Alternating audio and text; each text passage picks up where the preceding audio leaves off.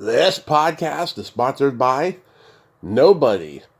Hey dudes, welcome to Splat from the Past, the only 80s themed horror sci-fi show where things can get totally radical.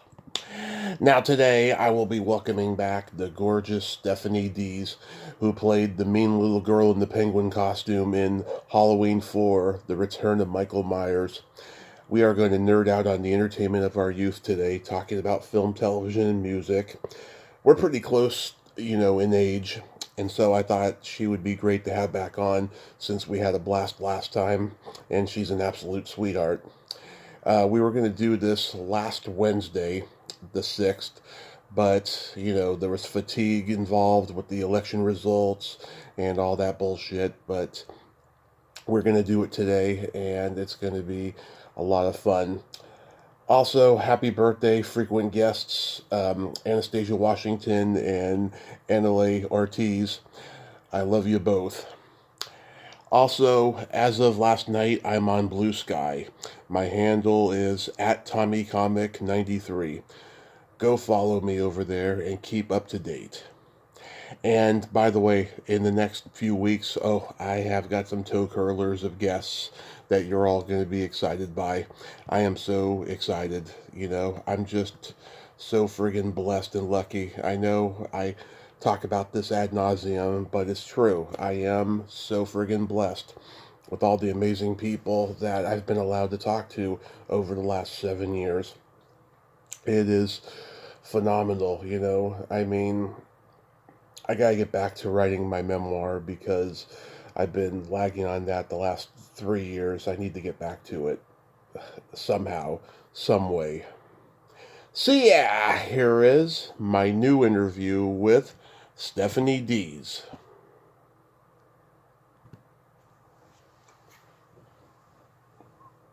Hey Steph, welcome back. How are you today? I'm good. How are you? Oh my god, it's 62 degrees here. I should be happy, but I am freezing cold. It's not quite that warm here, and I'm also freezing cold, so I have a blanket on right now. I'm sitting on my couch. Same here. Like, is it winter? Same here. Yeah. I have icicles for toes. Yeah.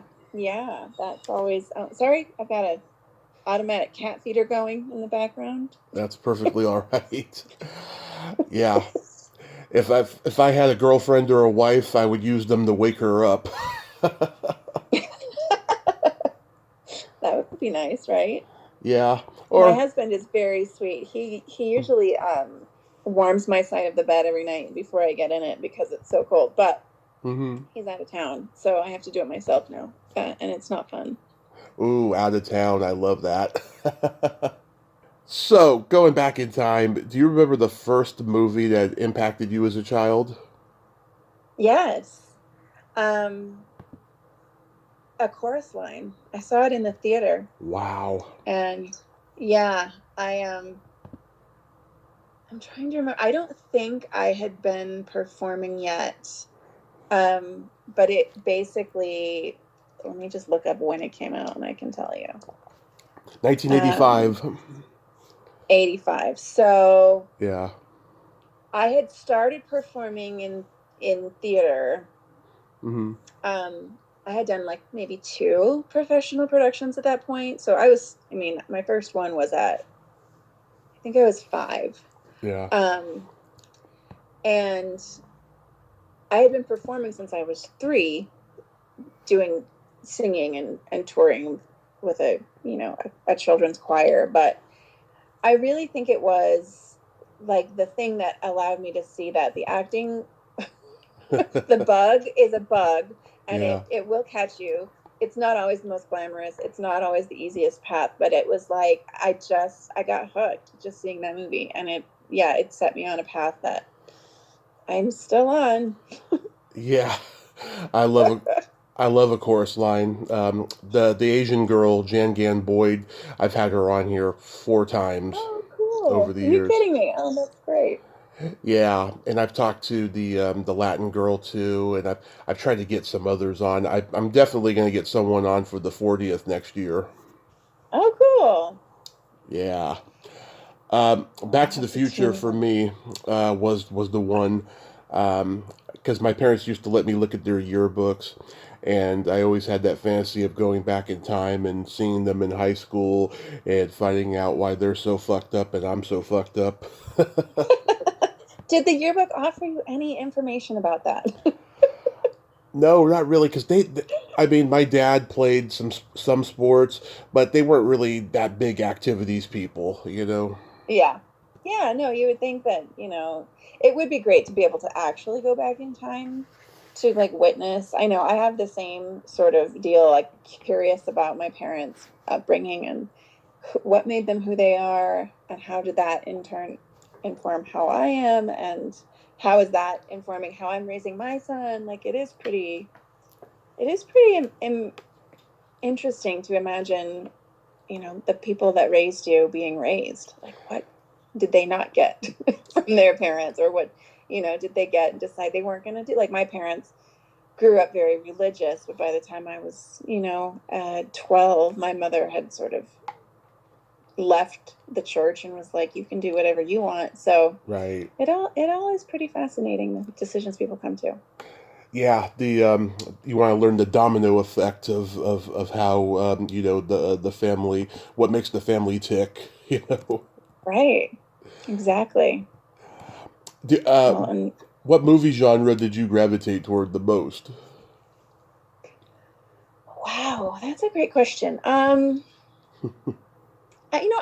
think just independent film was the thing that grabbed me. There Hmm. was some indie, like art house cinemas where I grew up, and some of my favorite times I ever spent with my mother, where we would go to dinner, we'd go get Chinese food, and then we'd go to see an art house film. Hmm. Um, I mean, I still loved like going to see the blockbuster films and things, but I think the indie scene was always fascinating to me because they were doing such unique storytelling, and it was with people that I didn't know already. Usually they weren't stars yet, so it felt like we really just peeking in to the life of a real person.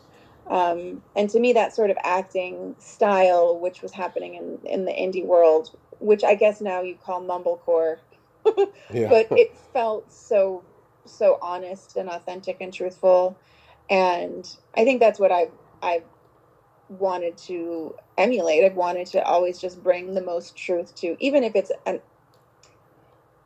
a film that, or a play or whatever it is I'm doing that is heightened or comedic or whatever. There has to be truth to whatever I'm doing for it to feel supported and justified. And so I think I really learned that in watching art house films that are really focused on telling a story without a lot of special effects, without a lot of money, honestly. And it's Hmm. really just about small conversations and small moments. Oh yes, I mean, God, in the early '90s, even though we know about the predatory Harvey Weinstein, his company Miramax had so many great movies in the '90s. I mean, Pulp Yeah, Fiction, The Crying Game, The Grifters, Music from the Heart. I mean, that whole '90s indie film scene was just amazing. absolutely. And I don't know if you saw this, but there was a trend that was going around for a little while talking about the movies of 1999. Oh, really? Oh yeah, that it was like a year for cinema that was just unparalleled because there was so much exploration. They had a lot more freedom to make films that maybe wouldn't be a box office hit, but that might get a cult following and a DVD hit, things like that. And Hmm. they also talked about there being sort of a pipeline for mentorship in directors. So a lot of young new directors were being mentored by really established directors, but were given sort of free reign to do whatever they wanted. But they also could go to these older directors with questions to get advice, and it really fostered this like um, creative explosion. So 1999, there was like the Sixth Sense, there was the Virgin Suicides, there was Girl Interrupted, Oh Talented yeah. Mr. Ripley. Election, like just a lot of things that maybe wouldn't be made now Yeah. that could get made then. Um, and yeah, I remember that year. I think that was the year American Pie came out too, which I wasn't one that I was super. I didn't really get into. It was a little bit like I was older, so it felt to me like a kid's teen movie that I was like, man, I don't really care about it. Yeah. But that became a cult classic too. Um, Yeah. but yeah, I just remember going to the movies a lot that year and being like, everything that's coming out is really like that's when Blair Witch came out. Oh Like yeah. there was just a lot of really interesting movies being made. It's funny. I never got into the Blair Witch Project. Like I respect it and how successful it was and how groundbreaking it was. But I don't know. It was never my thing. I mean, comedy and horror have always been my two favorite genres. Yeah, For horror, The Shining started when I was one. My parents showed it to me because they love Jack Nicholson, but not necessarily horror. And yeah. the Halloween movies I didn't get into until the Curse of Michael Myers came out. I didn't really know about it until then, but I was primarily a Jason and Freddy kid when I was growing up. Yeah. Yeah. For My son mm-hmm, my son loves horror, and mm-hmm. we've been doing a lot of horror. He's now 14, and so he can handle actually scary things. And he's studying writing at school, and he's a creative writing major at his art school that he goes to, and um tends to write horror. And I think it never really was the thing that I gravitated to, but I Mm-hmm. absolutely find it to be the most fascinating medium because it really talks to like what us as a society are actually feeling and thinking about the world, like the things that we find scary. There's so Mm-hmm. many metaphors in the horror genre that I think is really interesting. Oh yeah, look at George Romero's horror movies. I mean, you find all the social commentary in those movies, Yeah. like Dawn of Yeah, the we just Dead. watched Hereditary, and I hadn't seen it yet, and wow, it was intense, very scary, very disturbing, but I think a lot of it, the commentary, the things about like generational trauma, Yeah. I think that was a huge theme. And I think that's a lot of what we're all dealing with, speaking about talking about our parents and like how they were raised and what happened to them. I think it's fascinating how I think more of our generation or like later generations are learning how trauma impacts you and how um, if you like doing the work on healing your own trauma really prevents it from continuing and helps you be a better parent or a better member of society and not inflict that on other people. And yeah, I thought that movie was really good. I gotta see it. I've only heard good things about it. It's very intense. Don't do it unless you're really ready for it. Okay. Yeah, my dad and I we would watch R-rated movies when my mom wasn't home when I was really young. We'd watch Animal Okay. House and 48 Uh-huh. Hours and the Dirty Harry movies and the Blues Brothers and stuff like that. Nice. Yeah. My brother was born in 73. I was born in 83. He recorded everything off HBO.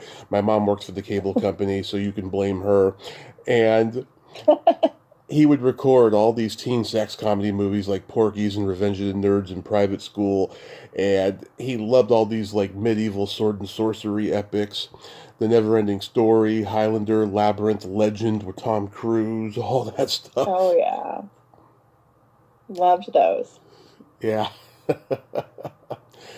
Did you have Yeah, it? I Oh, go ahead. remember we watched a lot. Yeah, HBO was a huge part of my life now that you mention it. I forgot about it. But yeah, I and it was sort of interesting because you didn't, it's not like streaming now where you decide what you want to watch. Like you just Yeah. watched whatever was on, Yeah. you know, regardless of what you thought you might want to watch, you just turned it on and it was like, okay, I guess we're doing this now.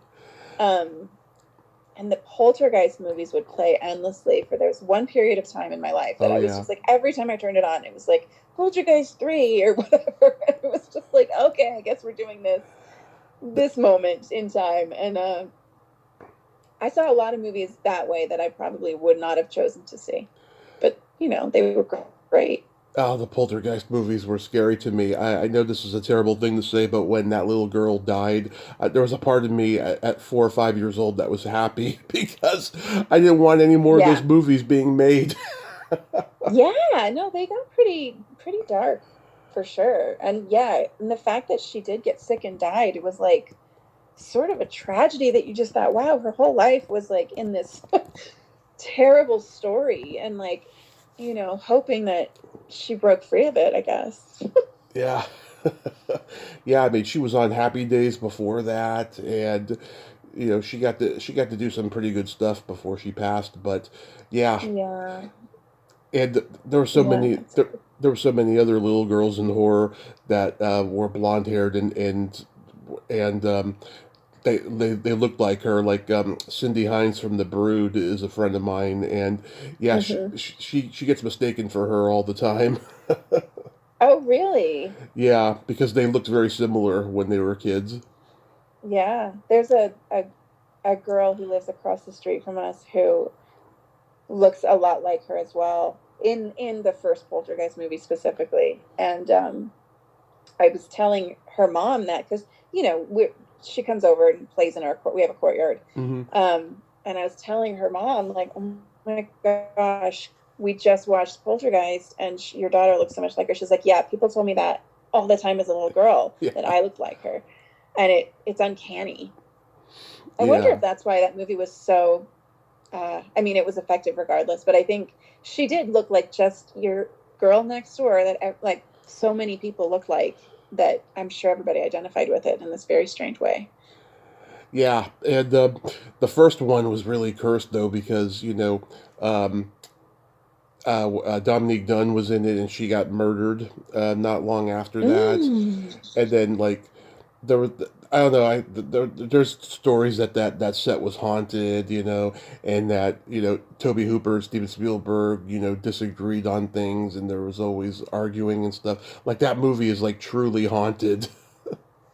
Darn, I had no idea. I just thought it was about like that poor girl, but wow, that's Yeah, sad. it is pretty sad. And Eddie Murphy used to do this joke in his stand-up where he would say that he was watching Poltergeist. First, it was Amityville Horror, and then when Poltergeist became popular, he said Poltergeist, and he said that just imagine moving into this nice house, and then you hear "Get out," and he's like, "Okay, I can't stay." Seriously. Yeah, No, I think about that a lot. Like, the first sign, I'm out. I'm not waiting around to verify. Did you have any movie crushes growing up? Hmm. Yes, River Phoenix in Indiana Jones Yeah. when he played young Indy. Yes. I think I had a big crush on him.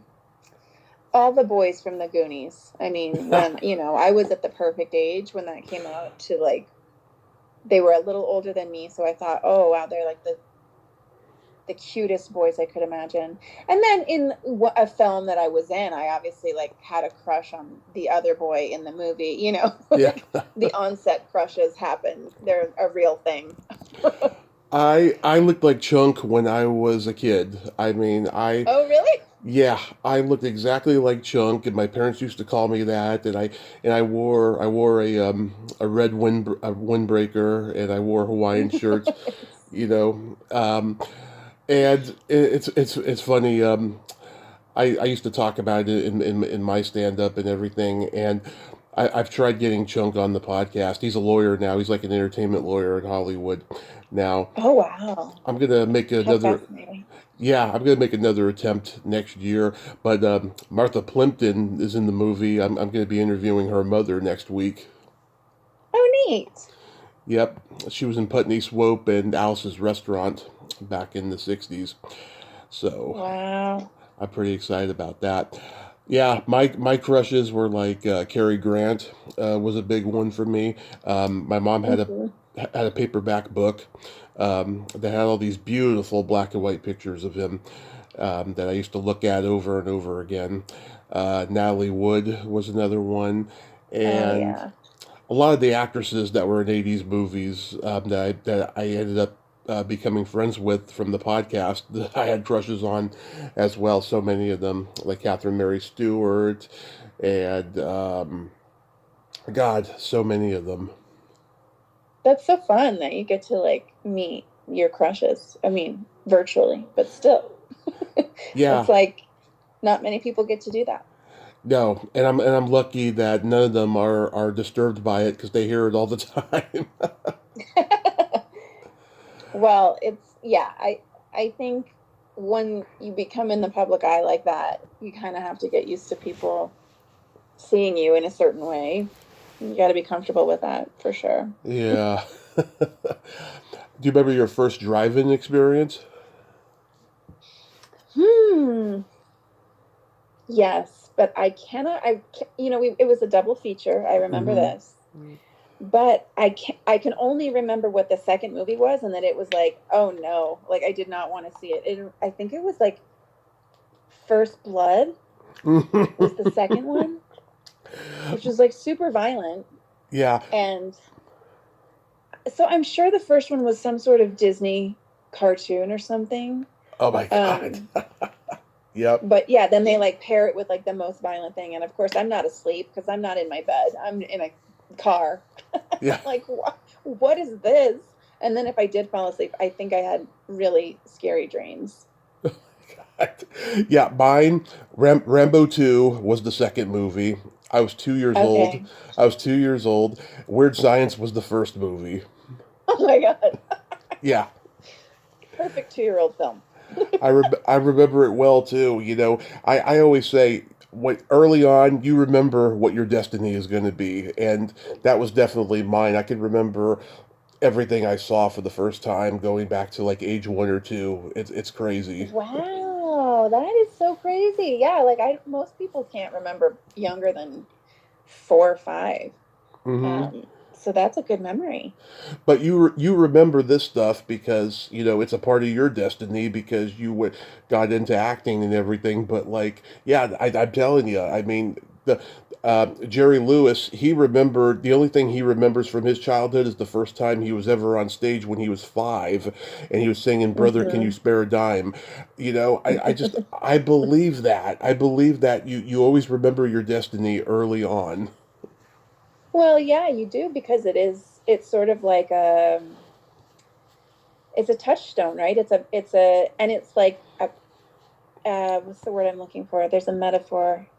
It's a breadcrumb Right. showing you your path, right? It's Right. like the little thing that's like a ding, ding, ding. This is for you. So yeah, I do. I remember. I don't know if I told you this story the last time we talked, but I one of my most vivid film memories Hmm. is we saw E.T. in theaters, and Oh I think yeah. it was like opening weekend, Hmm. and it was so crowded. And I think I was like 3, and my sister must have been 6. So they sat us down in the seats and they said, "Don't leave. We're gonna go get popcorn. We'll be right back." And I don't. If you remember how ET starts, it is Yes, terrifying. it is. And so it's me and my poor sister alone in this dark theater, and our parents are not back. And it is the scariest movie we've ever seen thus far. And we just looked at each other and bailed. We just ran out of the theater trying to find our parents. And my mom said my eyes were like gigantic, like as big as ET's, essentially. And then they both just laughed at us. But my dad was, of course, saying, "You lost our seats." And I'm like, well, you shouldn't leave 2 very small children alone in a scary movie. Yeah. But that was the 80s for you. It was. It was. Oh my God. Yeah, that movie was in theaters for years. It's so insane. It didn't come to video until I was about 5, and when I saw it, I had mixed feelings about it. I was bored, but I was also sad at the same time. There was a lot about it that was very sad. Yeah. I remember that feeling too. Yeah. But you're probably old enough to remember the whole marketing campaign with the Reese's Pieces and like Michael Jackson. Yes. Yes. God, I haven't thought about that in a long time. Yeah, it was. Yeah, that's watching his little fingers eat the Reese's Pieces. Yeah, yeah. Did you see Heidi Klum's ET costume this year for Halloween? No, what happened? It was incredible. Really? Was it like really? Was it really spot on? I mean, it was like a special effects like person did. I mean, obviously she must hire people, but like Hmm. her face was like actually in ET's neck. So she's like wearing an ET head, but then you can see like her eyes and her mouth, they're like, in the neck of the ET. I mean, unreal. Must have been so uncomfortable, Yeah. but it looked really good. Oh my God. Yeah, that's funny. So Hmm. getting into television, did you watch like children's programming? Yes. I watched, Sesame Street probably a lot Mhm. early on. I do remember somehow we had the Thriller video, the music video, like on VHS or something. Yeah, And yeah. I remember yeah, being very young and begging my mom to let me watch it just one more time before I went to school, like preschool. Hmm. And she was like, no, we have to go. And I was so devastated because I just needed to watch it one more time. And the funny thing is, my husband decided, and my son was super young at this time, must have been like 3. And my husband showed him a shot for shot recreation of it done Hmm. with sock monkeys, like puppets. And my son was so terrified of it. He could not sleep. He would call it the monkey monsters are going to come and get him. Like it was way too young for him to see it. And for years we paid the price because he would not sleep. I had to make a spray for his room that made the Uh-huh. monkey monsters stay away. Like, but he was also kind of obsessed with it. He would like to watch it. He just couldn't sleep because of it. And I don't think it really gave me nightmares, but I was obsessed with it as a kid. Yeah, there was a VHS. It had the video and the making of it. The most bizarre thing about that making of is near the end. There's a part where John Landis is tickling Michael Jackson's foot, and I found out. I found out that was actually happening quite a bit on that set. I was like, that is weird that John Landis would be tickling Michael the whole time. Right. At what part was he taking? Was it were they filming or no? It was just off like behind the scenes. Yeah, I was just they were just talking to the camera and stuff. Yeah, it's like I right at see. the end in the last minute. I think during the or post. I think it's pre or post. Working day and night. That song playing in the background. Okay. How funny. Yeah, it's Yeah, bizarre. I think as for television, I'm trying to remember. Like I certainly watched as I was growing up, like whatever was on TGIF, right? Like Yeah. what's it called? Family Matters and Full Hmm. House and Yep. not very good television. Not very good But television, but you can't help but look back and go, you know what? It was a big part of my childhood, and I had to watch it because that was all we had. exactly, exactly. We just had to, again, like you didn't get a choice. You just turned the TV on and watched it. I do Yeah. remember watching like programming that was not at all meant for me, but like I kind of liked it anyway, which was Hmm. like Empty Nest Oh yeah, and like the Golden Girls and stuff that was like obviously a little more adult, yeah. but I liked it anyway. I watched those shows with my grandparents, with my grandmother actually, and Uh-huh. she watched Empty Nest and Golden Girls. Um, I watched the Wonder Years, the Facts of Life, Give Me a Break, Family Ties. Oh Um, yeah. the I remember on Nickelodeon early in the morning I watched The Elephant Show with Sharon Lois and Bram. um, Pinwheel, which was a ripoff of both Sesame Street and The Electric Company. It was a Canadian kids show, and the theme song went, Pinwheel, pinwheel, spinning around. Look at my pinwheel, look what I found. Pinwheel, pinwheel. That sounds kind of familiar to me. Yeah. I there was a show that I saw come up on my Instagram, and it's like, 80s like flashback stuff, Yeah. and it was called Today's Special. Did Oh you ever hear yes, I about used to that? watch. I used to watch that. I've interviewed the little Yeah. security guard puppet, the guy who did the voice in the puppetry, Bob Dermer. Oh my gosh, that's amazing. Yeah. Um, yeah, nobody, like, most people that I know have not ever heard of that show, but my sister and No. I. Oh, there was another one called oh, I can't remember what it's called. The Polka Dot Door, I think, something along those lines. Polka Dot Door. Anyway, it's like, it feels like one of those shows that only existed in my life, in my world. Like, maybe I made it up. But then when you see like them play the opening theme song, you're like, oh wow, no, that's a real thing that I actually watched. I can't think of anything that has a polka dot door in it. Yeah, see, maybe we made it up, but I really don't think we did. I feel like it was animated, and I'm gonna have to look it up right now. The Polka Dot Door. But yeah, I watched mostly whatever came on the TV. With my grandmother, we would watch. Oh, do you remember? We watched a lot of Reading Rainbow. Oh yes. Okay, Polka Dot Door is a Canadian television series with puppets. It's not animated; it's puppets. Huh. Kind of like Today's Special, but I think.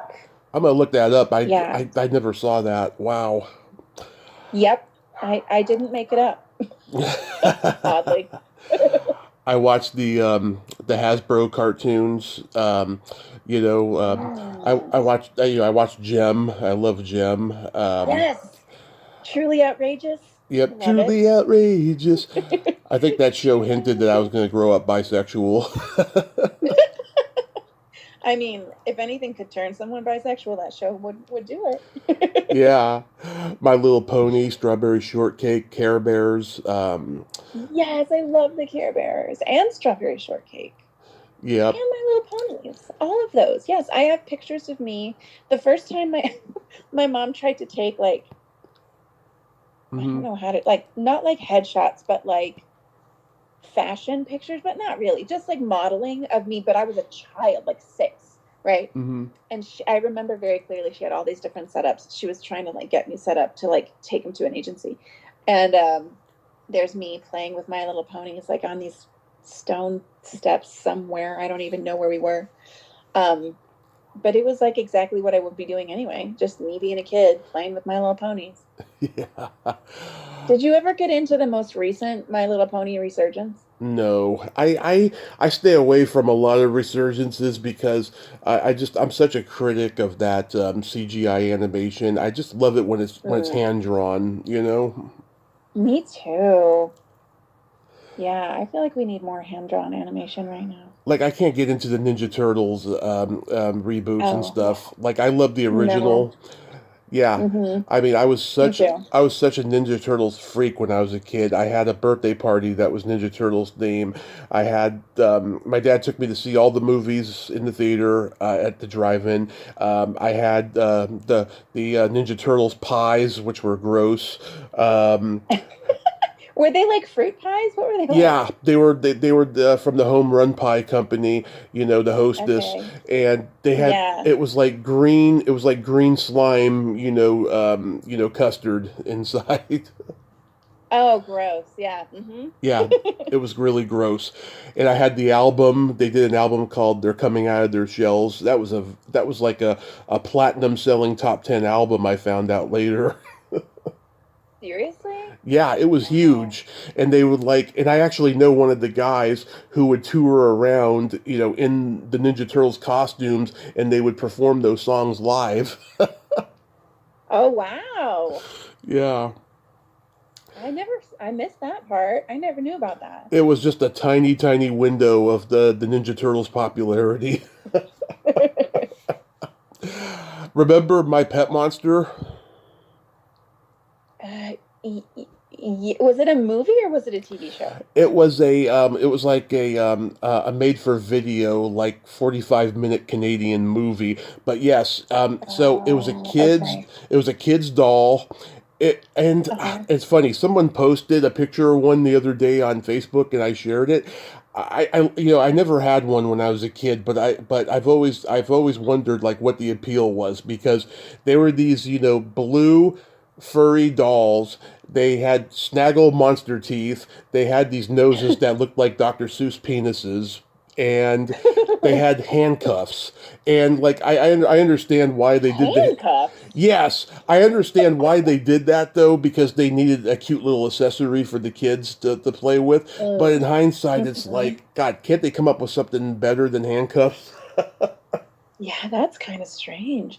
I mean, do you remember the dolls, My Buddy? My buddy, yep, and kid sister, I Uh-huh. remember them both. And Kid Sister, yes. That's what it makes me think of. But they didn't give us anything to, I mean, I never had one, but they didn't give you anything to like attach yourself to your creature. You just had to hold it, take it Yeah, with you.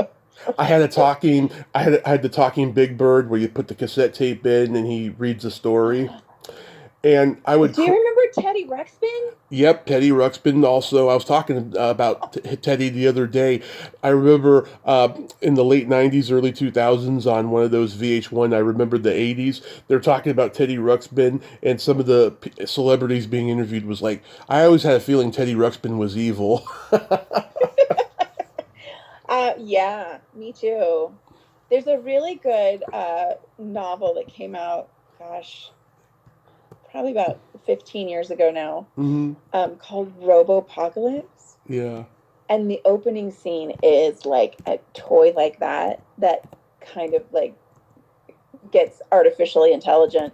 It is very creepy. It's very creepy. But I always thought that would happen with my Teddy Ruxpin too. Would never like leave it out.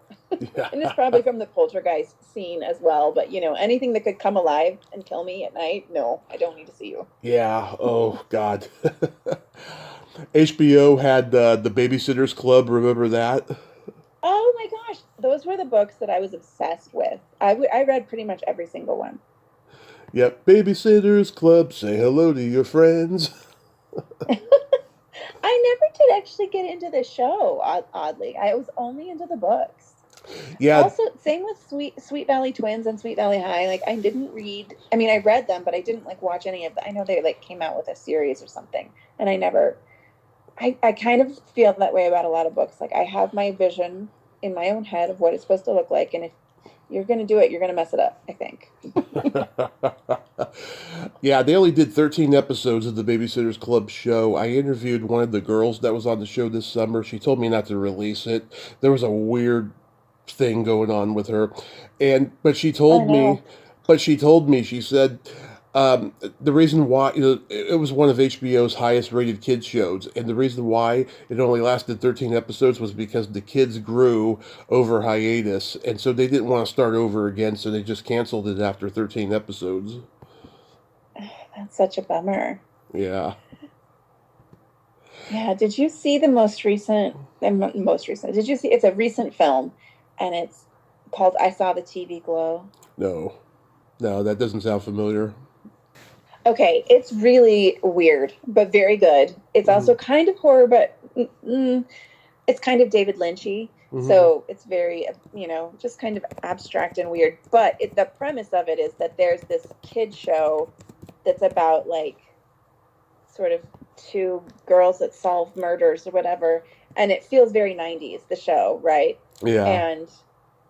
And there's some reality shifting that's happening where like it's sort of like nobody like it's only on VHS. They have to like anyway. It's actually really interesting, but it makes me think about like the show Goosebumps, which I never really watched. Oh, yeah.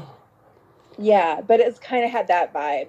But it was the art direction and production design was really great because you did feel like you were watching a 90s TV show for a whole lot of it. Remember Nickelodeon's Are You Afraid of the Dark? Yes, exactly. Exactly that vibe. Yeah, that was a popular one I watched. It was one of the few Mm-hmm. Nickelodeon shows I watched in the 90s. Um, do you remember seeing any HBO comedy specials? Yes. Yes. I mean, this is like later in life, obviously, but I remember, well, okay.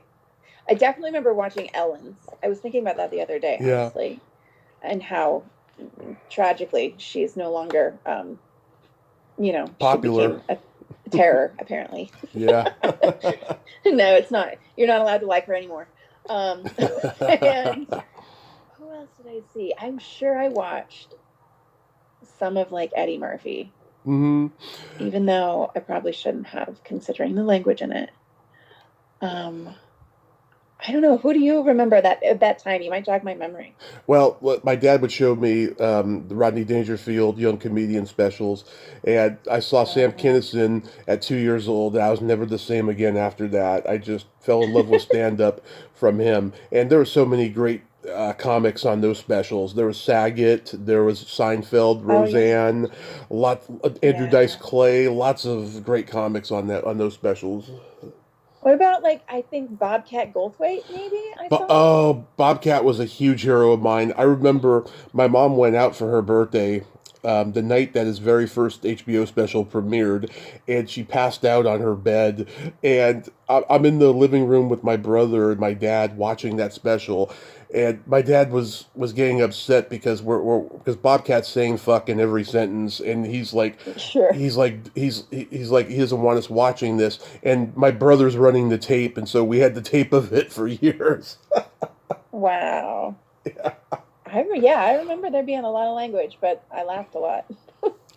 Yeah, and then he did another one the next year where he says maybe shit or ass, but he doesn't say any f bombs throughout the entire second one. Wow, that's some restraint. I know. Well, I get because he did the horse movie Hot to Trot at that time, so I think he was trying to go for a Mhm. more a considerably more mainstream aesthetic. Yes. Yeah. That's funny. I remember that now that you mention it. That was right around the time that I think he even came into my realm because of that movie. Yeah, I loved all the Police Academy movies with him. I thought he was cool. He was just a Me cool too. character. Yeah, he was great. I Yeah. watched Def Comedy Jam. Oh yeah. That was great. That one. I'd see guys like Dennis Miller have specials, and God, so many people. Yeah. Stephen Wright was great. I love him. He's great. I know. I don't know how he comes up with the stuff that he does. Comedians are a whole other species, I think. hmm Oh yeah, and when I started doing So, it in 2006, I'd go to the open mics, and I couldn't believe how different they were off stage than they were on stage.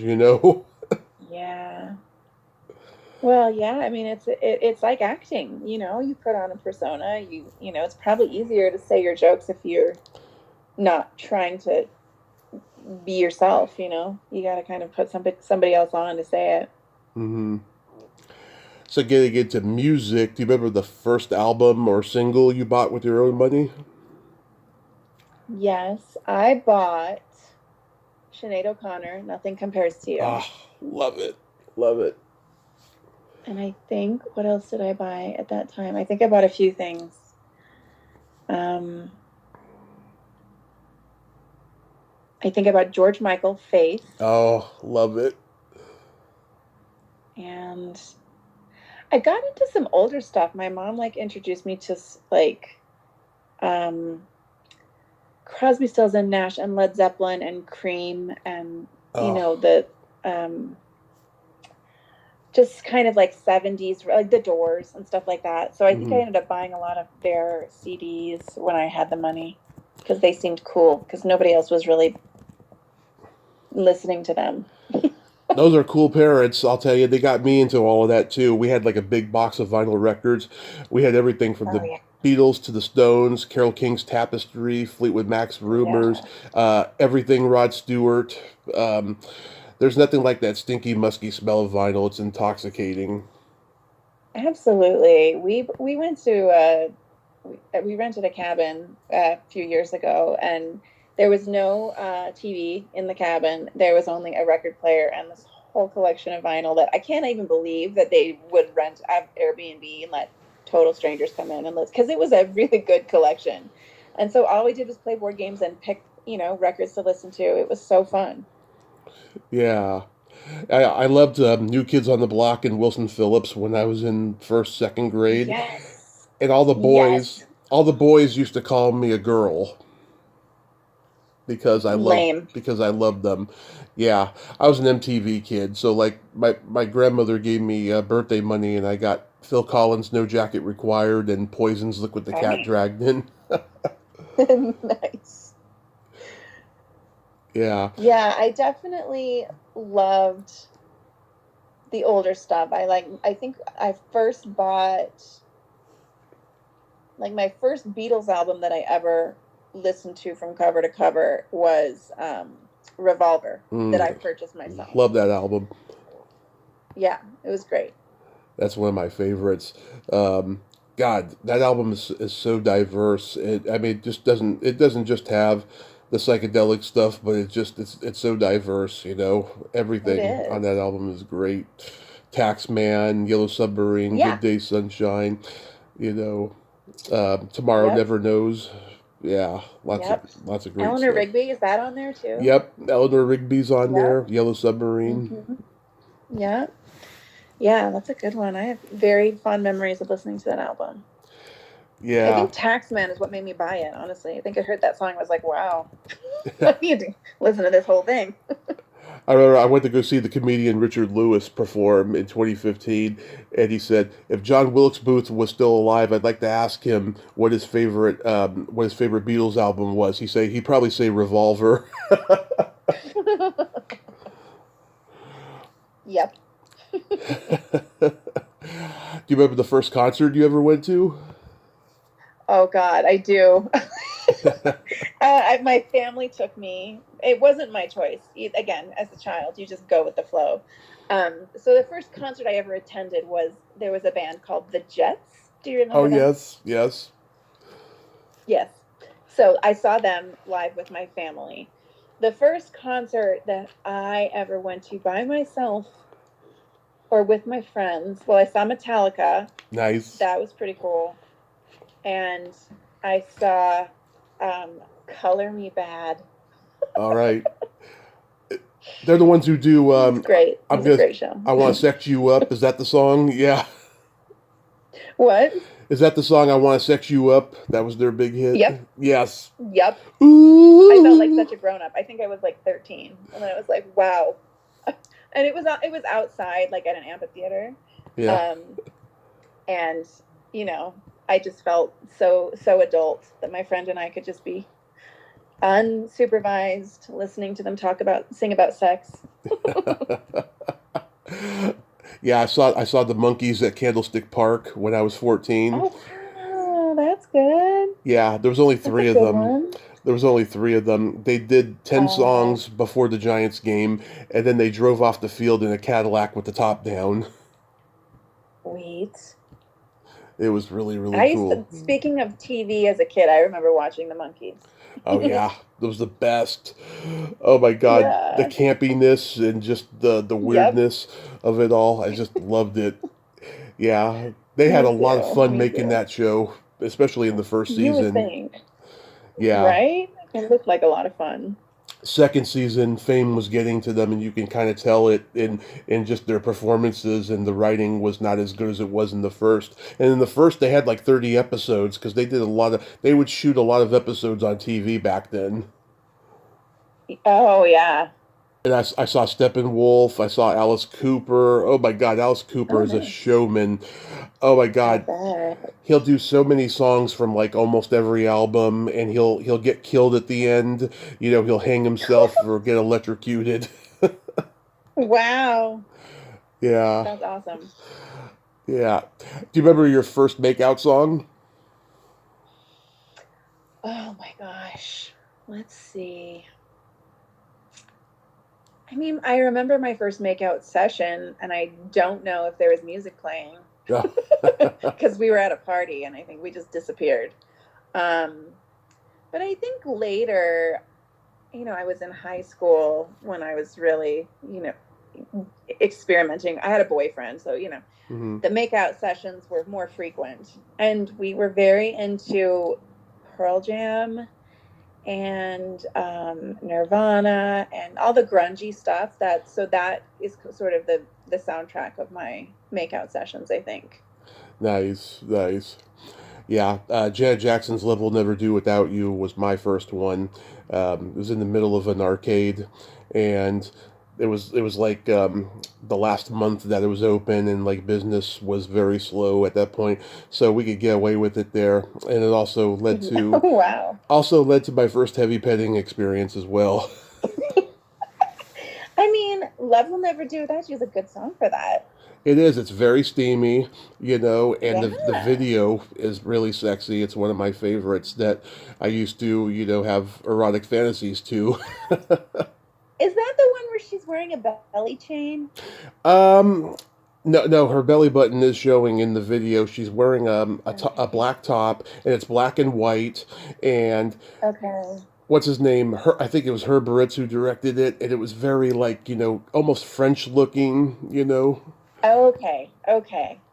Okay, there's another song, maybe around that time and maybe earlier, that was also a makeout song for me that made me think about it. And she's wearing a belly chain in the video, and I think it's like, maybe it's That's the Way Love Goes, maybe. Maybe, maybe, yeah. Because I remember she did that album cover where the guy's holding her breasts. You know, Yep. you remember? It Yep. was probably that era. Yep. Yeah, she was pretty steamy. Yeah. And of course, she had that wardrobe malfunction at the Super Bowl. I know, that was such a bummer. It was obviously not planned. And then she got in trouble, right? Like they Yeah, fined her. I think it was a major career killer. It was, and it wasn't even her fault. That's so sad. Yeah. How about board games? Did you play a lot of board games growing up? I did. We played a lot of Uno. We played a lot of Sorry, Hmm. the game of life. And I actually remember one time I rigged the game of Sorry to play with my sister and make sure I won. It took me all day. Yeah. This is during summer vacation when there's obviously nothing else to do. Hmm. And I totally rigged it. I wanted to make sure that I won, and I did. And she never was the wiser until she listens to this podcast. Sorry. Yeah, Clue was my game. I loved Clue. Mm. Clue is great. We did play that too. Oh yeah, That was love great. love the movie too.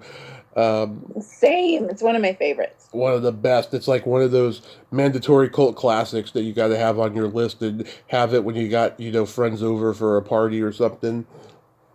Totally. I showed it to my son probably too early because he found it scary. Yeah. But I think he was probably like 8, and it might have just been a little bit too young for it. I think we need to rewatch because it's a good one. It's a classic. Yeah, I was scared of it the first time I saw it. My brother rented it when I was 3. That's when it first hit video. My brother was 12 and a half, and he rented it, and Mm-hmm. there was a lot of scariness in it. And I never forgot Jane Weedland from the Go-Go's playing the singing telegram lady that gets shot. That's right. I think that might be the part that disturbed my kid too. It was like, wait, people are dying. What? He was also traumatized by the Princess Bride and what's his name getting stabbed by a sword. And I had to keep telling him it's not real. It's not real. But Yeah. when you're that little, things look real and you believe it. Yeah. Yeah, I went back and rewatched Clue for the first time when I was 7, and I was like, okay, this isn't as scary as it was the first time. Yeah, it's always good to go back and revisit the things that although I will not ever go back and revisit The Exorcist. I can't. Like, I saw that way too young, and I'm still traumatized by it. And my husband always jokes every time we go to sit down to watch a horror movie around Halloween. He's like, "Okay, Exorcist." It's like, no, I can't. I'm never going back. Never doing that again. Oh, here's a fun question. Do you remember how old you were the first time you discovered your belly button? Oh my goodness. I don't think I do remember that. I don't think I do. I mean, I have an innie outie, Mm-hmm. Yeah. it's an innie, but that you can see like the belly, like the actual button. Yeah. And I just remember always knowing that like my sister had only an innie, and so I just remember there being a contrast, right? Like, oh, Mm-hmm. you have this, I have this, but I don't remember like discovering that at all. Do you remember that? Yeah. Well, I probably did earlier, like as an infant, but when I was like probably 7. Me and the other boys and girls in my first grade class, we would just, show each other ours and compare them. And then that's when I Uh-huh. started, like, contemplating it, really. Yeah, well, yeah. Contemplating your navel, right? Navel gazing. Yeah. I Yeah. mean, yeah. We understand like so much about ourselves once we like start paying attention. And the tricky part was when you make the connection of like, well, this is where I was connected to my mother. Like Hmm. this is where I got all my nutrition, and it's kind of it's a trip to like think about that you were once that small, that you were once physically connected to another human being. Hmm. It's pretty interesting. I have a friend, her sister had an Audi, and like she used to wake her up at night by thumping it because they shared the same room, Uh-huh. and she was just waking her up thumping it all night because she couldn't Oh my sleep. god, that's hilarious. Yeah, I have a very deep innie, and I remember I dated a girl once. She told me that I could fit crystal meth in there. I Yeah, mean, do they probably, I mean, maybe they would check it. I don't know. yeah, I don't know. They do to like to check the crevices. The police is who I'm discussing here. They yeah, do like to check crevices. yes. Do you have any tattoos? I do. I have one, Mm-hmm. and I don't regret it. I was talking with my son about it the other day because he was contemplating what he would get whenever he's old enough. Mm-hmm. And I said, make sure you're really, really old enough because it's forever, But so mine is on my lower back, and Yeah. that's the only regret I have is that was a very trendy place to get it at that time, and it became known as the tramp stamp, which I'm not thrilled about that. Um, but mine is not a stamp; it is a like covers my whole lower back, so it Right. is. So I'm a vegetarian, Mm-hmm. and it's the images of a, the planet Earth being supported by a V with some lovely vines that look kind of heart shaped around it. Mm-hmm. Um, because it was me like making a commitment to myself to stay on this vegetarian path, which I think supports the planet and all the creatures on it. So that's the meaning of it, and that has not changed, and I don't regret that. However, Mm-hmm. knowing that a trendy place can diminish the importance or the meaning of the tattoo is something I didn't really think about. Wow. Yeah, I've never gotten any tattoos.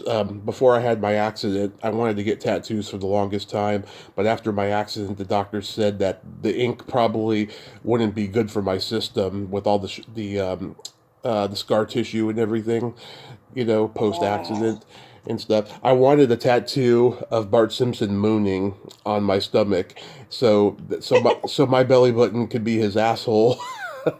Perfect. that's Love it. that's what I always wanted, but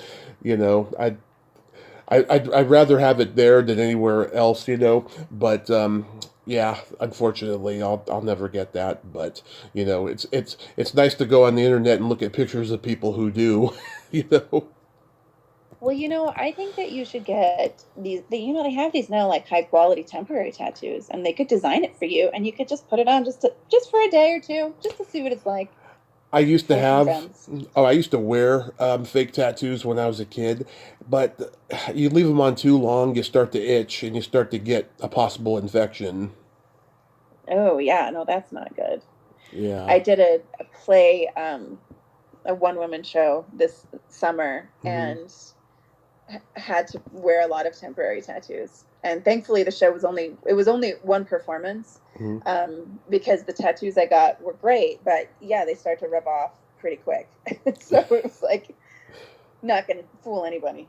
But I was kind of covered. I had them like all over, and it's interesting how it really helped me get in the character. Hmm. Have to like identify where would she have a tattoo, where and what does it mean, and so finding like support from the play itself. Well, she thinks this, so I had to find the things that kind of made sense. It's kind of fun. Nice, nice. So, do you got any upcoming acting rules or anything coming up? Yeah, I'm shooting a film this weekend. It's just a short film for Nice. some friends. and it's called The Last Thanksgiving. And I filmed a commercial that should be coming out pretty soon. I think it's only going to air locally, though.